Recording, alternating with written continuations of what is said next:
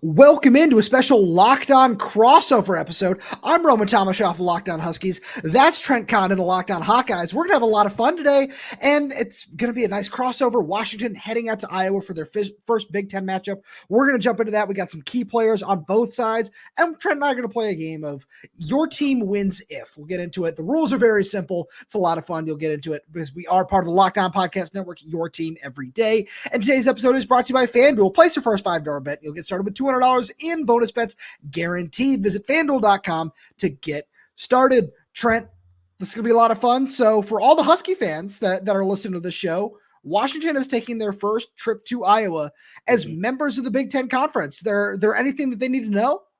Well, when you make your way into Kinnick Stadium, there are a couple of things. First is you'll notice right away as you pan over to the sideline and you're looking, you're saying, man, that is close. It is the closest proximity from the fans to the field as anybody in the Big Ten. And you hear from anybody that makes the trip for the first time to Kinnick Stadium.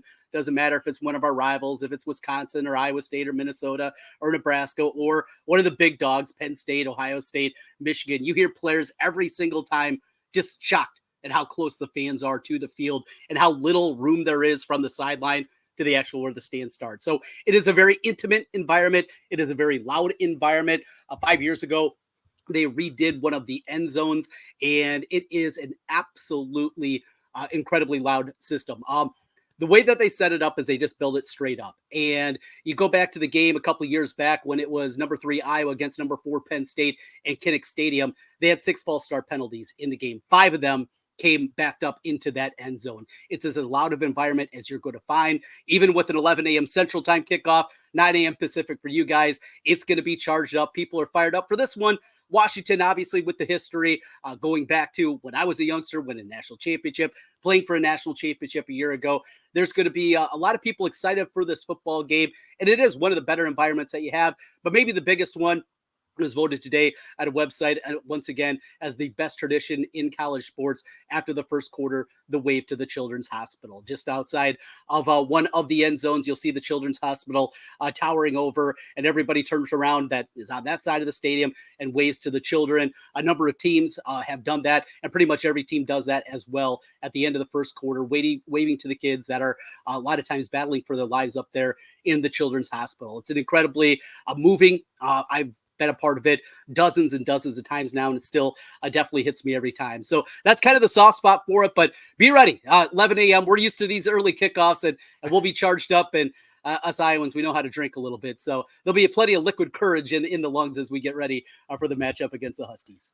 I'm sure any Husky fan who's making the trip is going to love to hear that. It's really cool to get to experience some of these new Big Ten traditions, like obviously the wave and all that sort of stuff as well, but just getting to experience so many more new places as well. Going to Bloomington later, getting the whiteout at Penn State.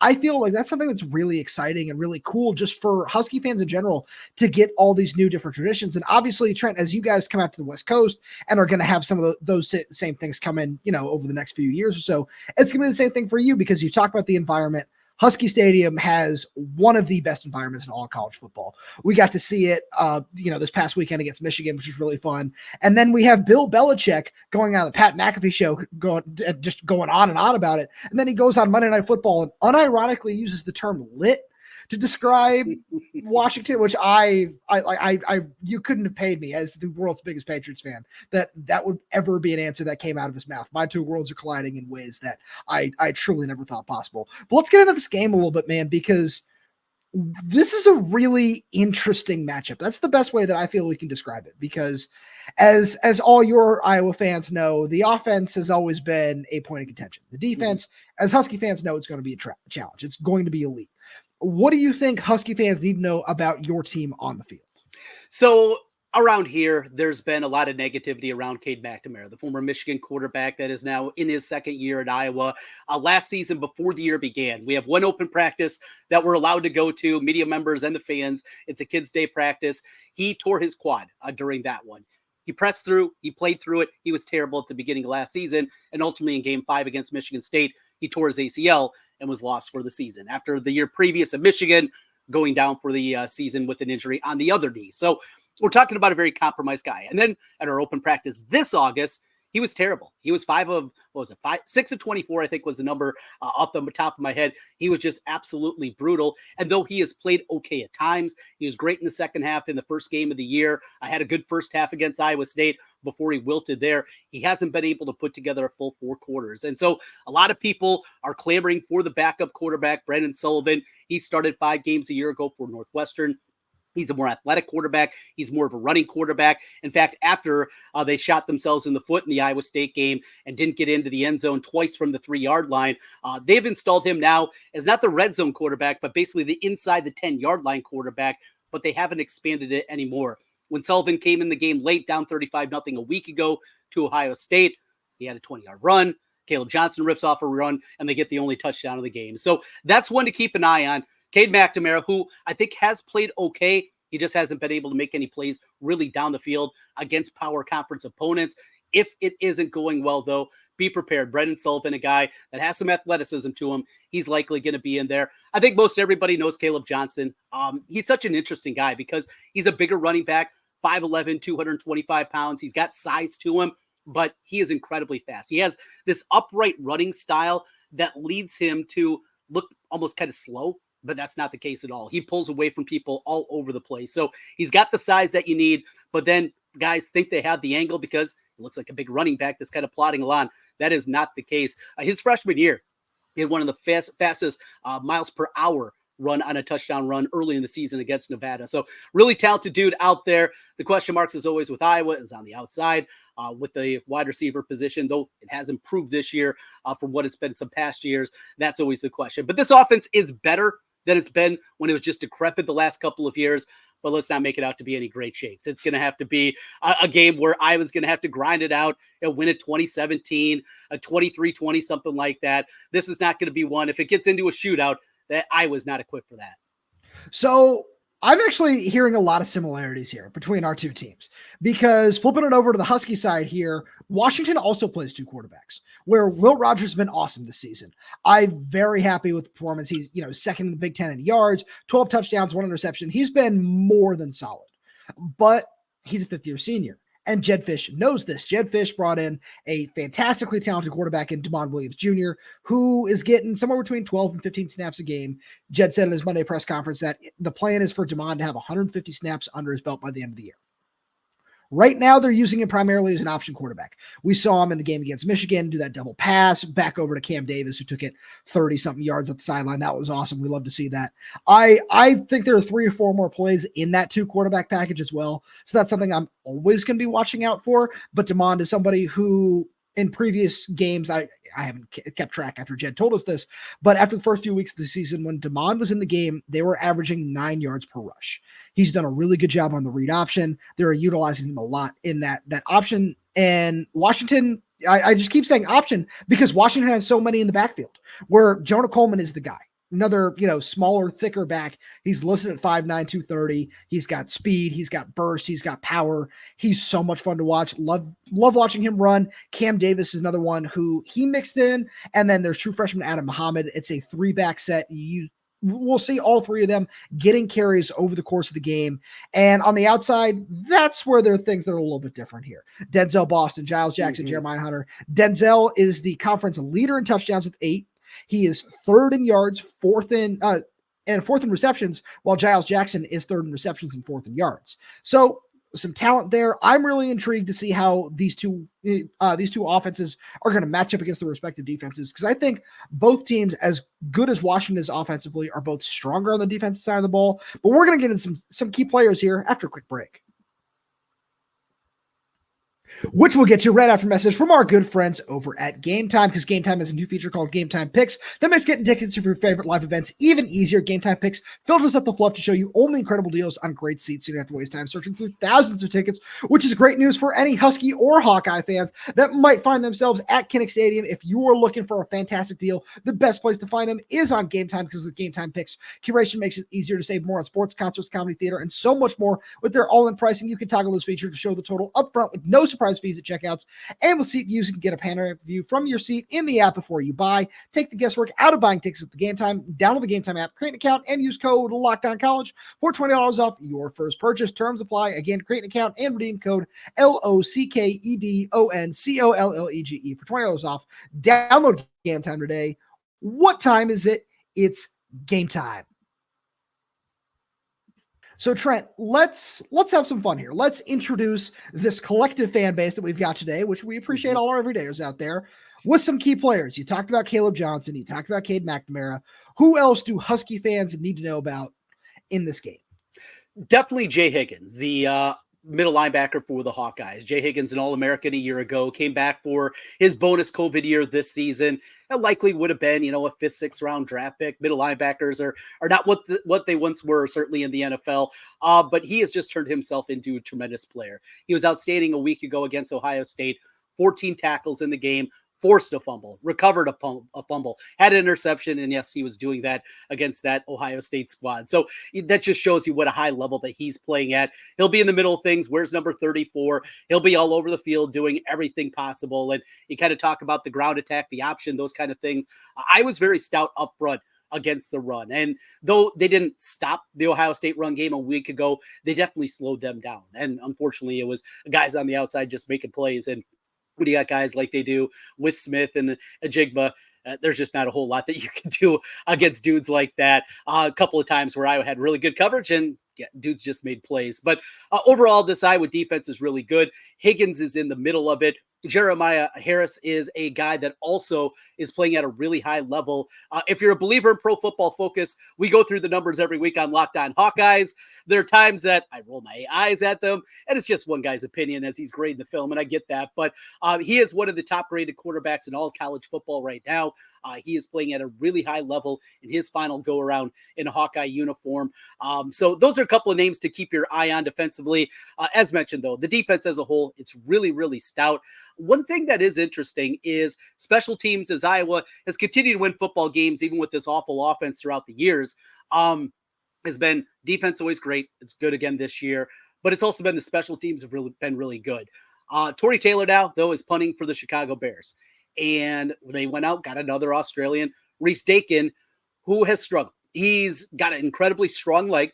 He'll be able to hit some bombers, but he has struggled a couple of different times in some key moments to get off good punts or to pin teams deep inside the 20-yard line. So it's not what I was used to in terms of winning that field position battle at the punter position.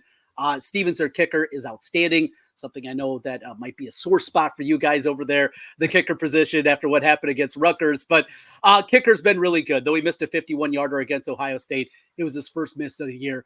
Drew Stevens is a really good one. And that's an area where Iowa normally needs to win. And certainly in a game like this, I think special teams is something Iowa can't even play to a standstill. They have to win the special teams battle. I'm not joking.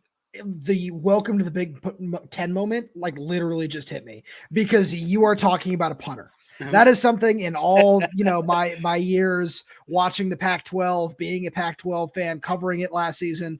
Yeah, that's not something we do here. Mm-hmm. I like where you're going with that. So it's hard to narrow down which guys on this Husky defense I want to talk about.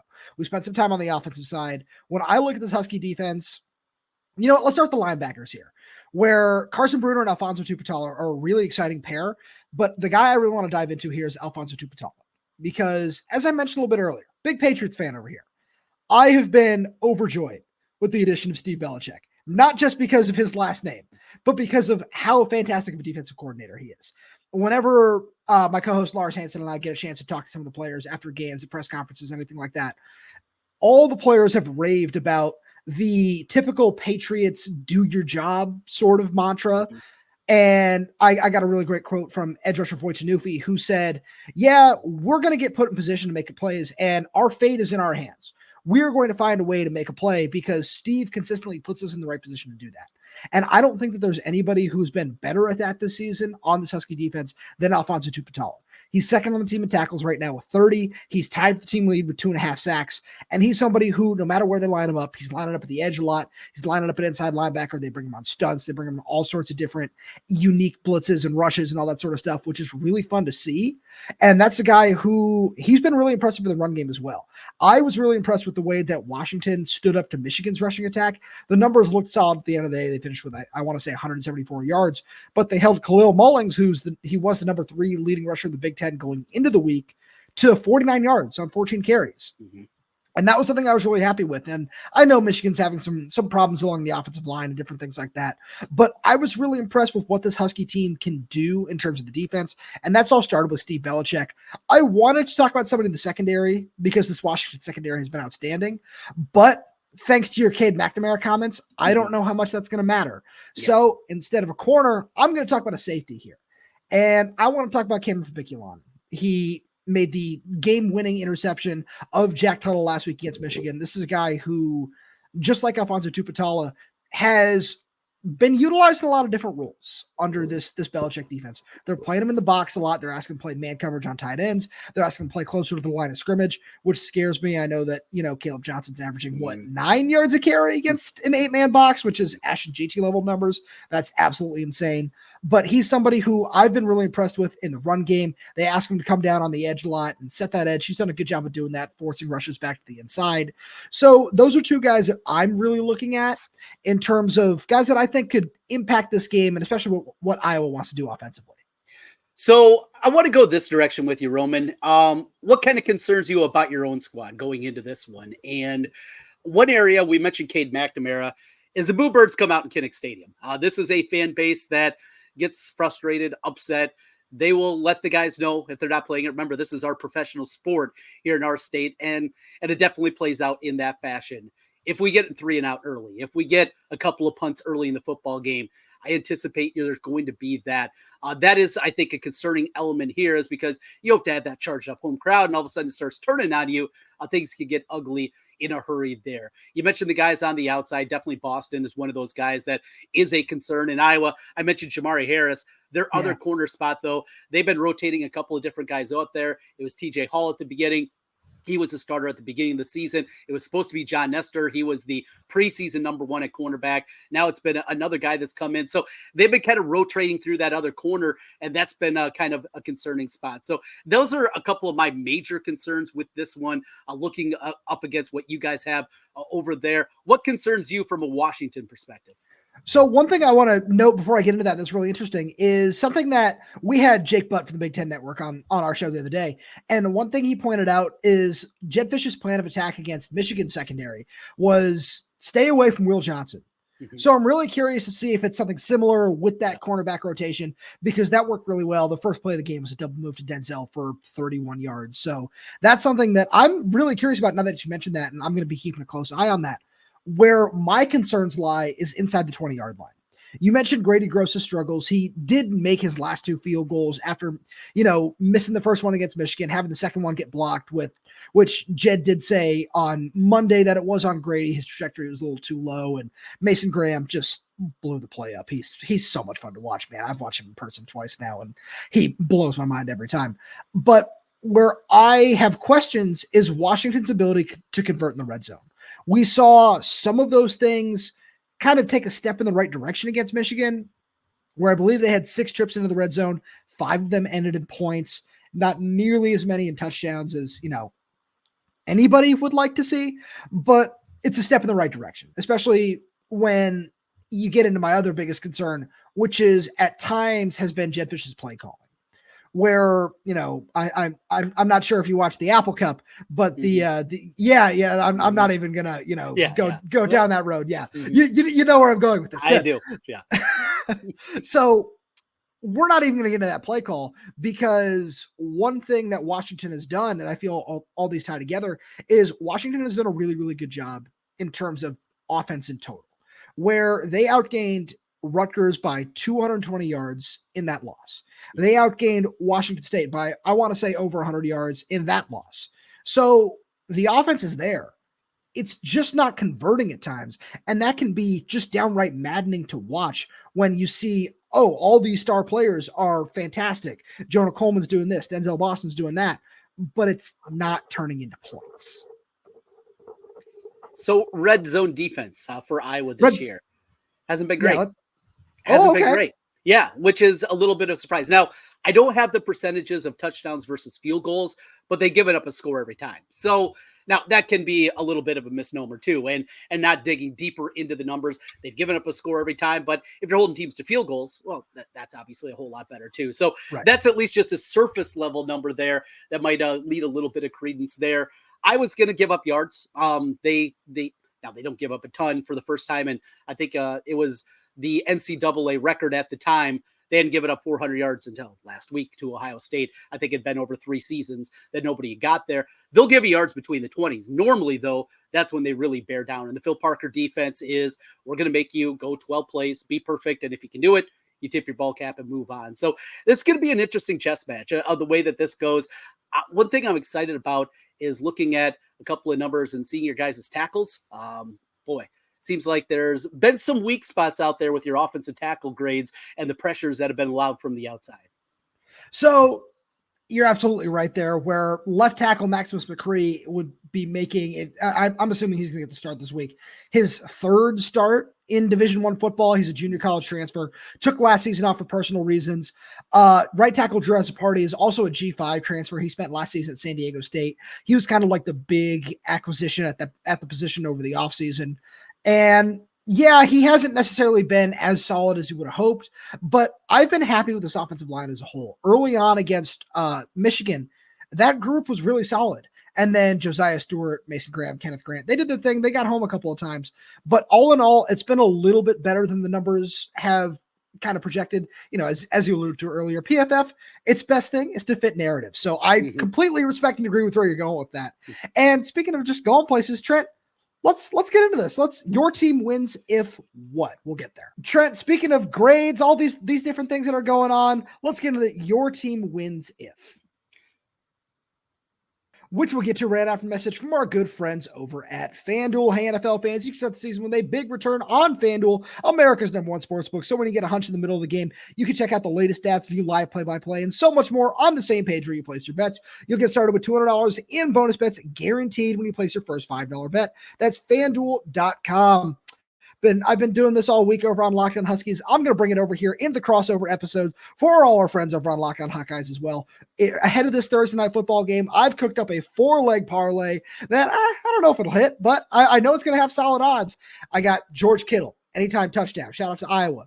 I got DK Metcalf, anytime touchdown. I have Kenneth Walker, anytime touchdown. Plus Seahawks money line, betting big on Ryan Grubb and the Seahawks offense to get right against a Niners team that didn't look all that great against the Cardinals. You should go check out all those odds and more over on FanDuel. Trent, I'm going to give you the floor here. All right. Iowa wins if. Iowa wins if they make a couple of plays in the passing game. You start right there. I think there has to be a couple of plays. It doesn't have to be Cade McNamara out there chucking it for 300 yards, but if he can have a solid performance, 180 to 200 yards, but hit a couple of plays down the field, be it Luke Lachey, their great tight end up the seam. He got more involved last week against Ohio State. Jacob Gill has been their best wide receiver. Maybe him. Cade Weegin's one of the fastest guys that they have on the roster, but there has to be a couple of plays just to spread that defense back just a little bit, because you'll see it. Caleb Johnson, all he needs is a crease, and he's going to make a big play. The amount of 20-yard runs that he has this year, he's going to get his yards, and I think he's going to have more opportunities this week, just the way the third quarter fell apart for Iowa last week against Ohio State. I don't think a similar thing is going to happen in this one. So it starts with McNamara or Brendan Sullivan making a couple plays in the passing game down the field. I think the defense is going to be solid. I think they're going to have an opportunity to at least hang around here. And there's something special about Kinnick Stadium and an opportunity to get these guys back at home. It's been a long time since they've been there. They started Big Ten play on the road at Minnesota, had a bye week, then last week in the Horseshoe against the Buckeyes. So getting back in Kinnick Stadium, it's Cade McNamara. It comes down to him making a couple more plays. If they do that, I think it'll be enough. I think they'll get enough out of the special teams, and they'll get enough out of the defense to find a way to get the victory. So first of all, I'm really glad you mentioned that it's not just Washington fans who are feeling this way about being away from home for a while, because starting with this one, it's at Iowa, then it's the bye week, then it's at Indiana before the next home game. The next home game is not until November. We're recording this on October 9th. It's weird. It's just odd to think about. So I like where you're going with all that. Washington wins if. I'm going to start on the defensive side here because Washington's secondary has been more than solid. They've been spectacular all season long. Best in the nation in terms of yards allowed, completion percentage allowed, yards per play. They're way up there. I believe they're they're third in yards. Yeah, first in completion percentage, yards per attempt, all that sort of stuff. They've been spectacular. If Washington's front seven, front eight, whatever it is, because it feels like it's going to be a front eight at this point, can contain Caleb Johnson. Like I said a little earlier, they did a really good job doing that with Khalil Mullings in Michigan. Donovan Edwards, he broke through one time. He got that 39-yard touchdown where he did a really nice job just bouncing that to the outside. I was having PTSD to January when I watched him do that in Houston. Different story. Also, when he slipped and had nothing but green grass ahead of him. Oh, my. That almost gave me a heart attack. So Washington can find a way to do that and force Iowa into some third and longs. I think that things are going to go really well for the ZBiotics defense. Offensively, it's a matter of execution. I talked about the red zone, but I think it comes down to a matter of execution early on in the game. Like you said, you talked about the 3 and outs, and if Iowa struggles early on offense, which they seem to be very prone in doing, if Washington can take advantage of that, just like they did last week against Michigan, where they built a 2-touchdown lead, they forced a quarterback change.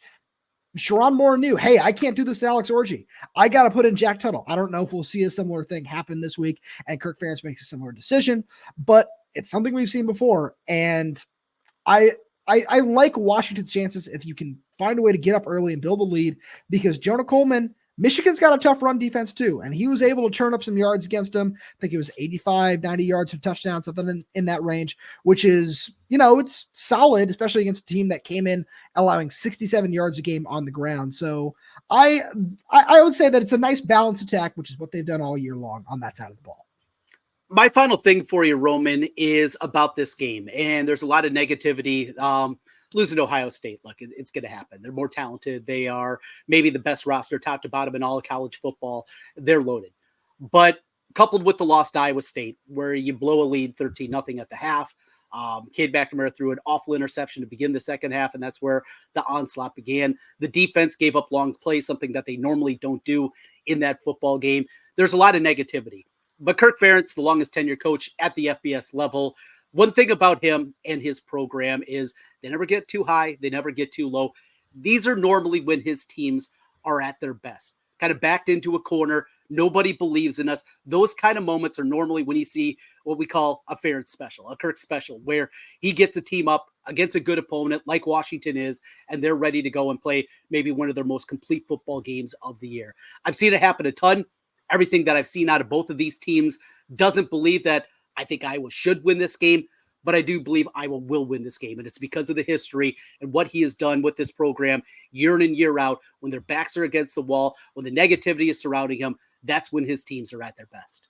So I like that you take that route, because obviously, the shocker here, I'm going to come at this from the Washington side of things. No way, right? So I like where you're going with all that, because that's the position that it felt like this Husky team was in last week against Michigan, where I talked about the losses. We don't need to rehash those. I know Husky fans are more than tired of hearing about those things. So Jed Fish did a really good job of getting his team up for that Michigan game.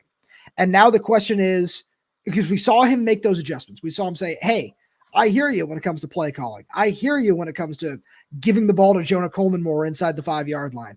I hear you when it comes to limiting penalties, which is another big thing that we definitely need to mention. I saw that one. Yeah, Washington's the most penalized team in the Big Ten. Least penalty. Yeah, that battle is going to be really interesting as well. But he did a really good job of making those adjustments and making those changes and proving, hey, we do belong here. We do belong in the Big Ten. And I just want to see, are you going to be able to do that again? Because Washington, in all reality right now, when you just look at it on paper, this should be a 6-0 team. And it feels like this is something where the players know that, the coaching staff knows that, and now it's just a matter of continuing to show it on the field. I do have Washington in this game. I don't necessarily give score predictions because I'm the world's worst jinx, but I'm going to say that I've had this was when I looked at the records and I looked at the schedule preseason. This was a game I've had the Huskies winning. And it feels like this could be that statement road victory that Jedd Fisch really wants to get in, just as he tries to make a name for himself in the Big Ten. I got Iowa winning it 19-17. A walk-off Drew Stevens field goal at the gun gets it done as Iowa kicks 4 field goals, probably scores a defensive touchdown, and gets it done 19-17. I think it's going to be a great football game. I think it's going to be entertaining. Body clock, I know that's a conversation for some people that believe that's going to be impactful with the 9 a.m. Pacific kickoff for this one. We'll see on that front, but should be a fun one. And for all the Husky fans out there making their way to Kinnick Stadium, hope you enjoy your experience. Trent, this has been absolutely fantastic. Thanks so much for doing this with me. And to all our everydayers out there, thank you so much for making Locked On Huskies or Locked On Hawkeyes your first listen today. Now for your second listen, check out the Locked On Big Ten podcast, where Trent and I will both jump in for the Big Ten squad, do all that sort of fun stuff, where our guy Craig Shaman puts the Big Ten first when everyone else overlooks it. Find Locked On Big Ten on YouTube or wherever else you listen to your podcast. We really do appreciate all your support, and make sure you go check out both our pods, subscribe to them. You won't be disappointed with all the content we got for you. And thank you so much for tuning in.